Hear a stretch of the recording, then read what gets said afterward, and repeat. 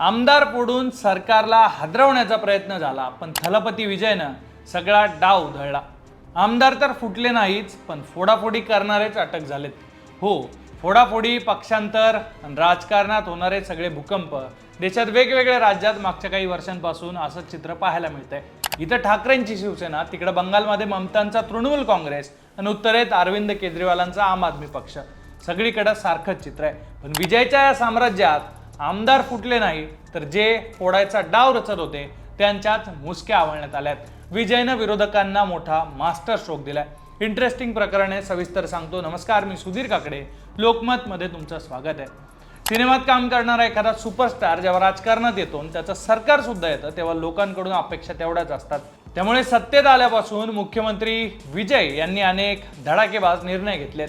त्यामुळे त्यांच्या या स्टाईलची आणि त्यांच्या सरकारची देशभरात चर्चा सुरू आहे. पण आता हे विजयचं सरकार स्थापन होऊन 2 महिनेही उलटले नाही, तोच त्यांच्या राज्यात सुद्धा राजकारणात घोडेबाजार सुरू झाल्याची शक्यता दिसते. विजयचे टीव्हीके पक्षाचं सरकार पाडण्यासाठी आमदारांना तब्बल 50 कोटी रुपयांपर्यंतच्या, अर्थातच 50 खोक्यांच्या ऑफर दिल्या गेल्याचा आरोप करण्यात आलाय. आणि यामुळे राजकीय वातावरण ढवळून निघालंय. पण बाकी राज्यात जसे पक्ष फुटले तसं विजय सोबत झालेलं नाहीये. उलट आमदार फोडणाऱ्या रॅकेटचाच पर्दाफाश करण्याचं काम विजयच्या पोलीस यंत्रणांनी केलंय.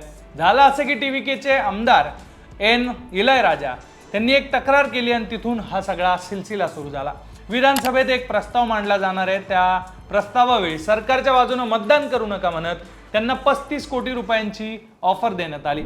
इंडियन पॉलिटिकल डेमोक्रॅटिक स्ट्रॅटेजीज या राजकीय फर्मचा प्रतिनिधी असल्याचा सांगणाऱ्या थिरुनाऊक्करासू नावाच्या एका व्यक्तीनं विजयच्या या आमदाराशी संपर्क साधला. जेव्हा आमदार इलयराजा यांनी हे पैशांचे खोके नाकारले, तेव्हा त्यांना त्यांच्या कुटुंबाला जीवे मारण्याची धमकी सुद्धा देण्यात आली. ही तक्रार येताच तामिळनाडू पोलीस कामाला लागले आणि कारवाई करत त्यांनी मुख्य सूत्रधार थिरुनाऊक्करासू आणि त्याचे 2 साथीदार नरेश आणि थियागराजन यांना बेड्या ठोकल्यात. पण हा सगळा विषय एका आमदारापुरता नाहीये. त्याच्या मागे विरोधकांचा मोठा गेम प्लॅन असल्याचा दावा टीव्हीकेचे मंत्री निर्मल कुमार यांनी केलाय. त्यांनी थेट विरोधी पक्ष असलेल्या स्टॅलिन यांच्या डीएमकेवर निशाणा साधलेला आहे. डीएमकेचे ज्येष्ठ नेते सेंथिल बालाजी यांनी गेल्या 40 दिवसात टीव्हीकेच्या प्रत्येक आमदाराला फोन करून 10 कोटी ते 50 कोटींचा आमिष, अर्थातच आपल्याकडच्या 50 खोक्यांसारखा आमिष दाखवल्याचा आरोप निर्मल कुमार यांनी केलाय. हा सगळा प्रकार डीएमकेचे अध्यक्ष एम.के. स्टॅलिन आणि उदयनिधी स्टॅलिन यांच्या थेट संमतीनं सुरू असल्याचा आरोप सुद्धा मंत्र्यांनी केलाय. पोलिसांच्या तपासात जे समोर आले ते सुद्धा धक्कादायक आहे. कारण अटक करण्यात आलेला आरोपी नरेश हा स्टॅलिन यांचे खास शिलेदार असलेल्या सेंथिल बालाजी यांचे बंधू अशोक कुमार यांच्या सतत संपर्कात होता, असं आता तपासात समोर आलंय. कोणत्या आमदाराला किती रक्कम द्यायची, त्याचं कसं नियोजन करायचं, हे सगळं या फोन कॉल्समध्ये असल्याचं सांगितलं जात आहे. विजय ॲक्शन मोडमध्ये आले आणि सरकार पाडण्याचे प्रयत्न सुरू असल्याचं कळताच त्यांनी बुधवारी 30 जूनला चेन्नईत एक महत्त्वाची बैठक बोलावली. या बैठकीला काँग्रेस, व्हीसीके, IUML आणि अर्थातच MDMK या मित्र पक्षांचे नेते हजर होते. CPI आणि CPIMने सुद्धा विजय यांच्या सरकारला बाहेरून पाठिंबा दिला. त्यामुळे सरकार पूर्णपणे सुरक्षित असल्याचा मेसेज विजय यांनी तिथंच देऊन टाकलाय. दुसरीकडे स्वतःवर झालेले आरोप फेटाळत DMKने टीव्हीकेवरच उलट आरोप केलेत.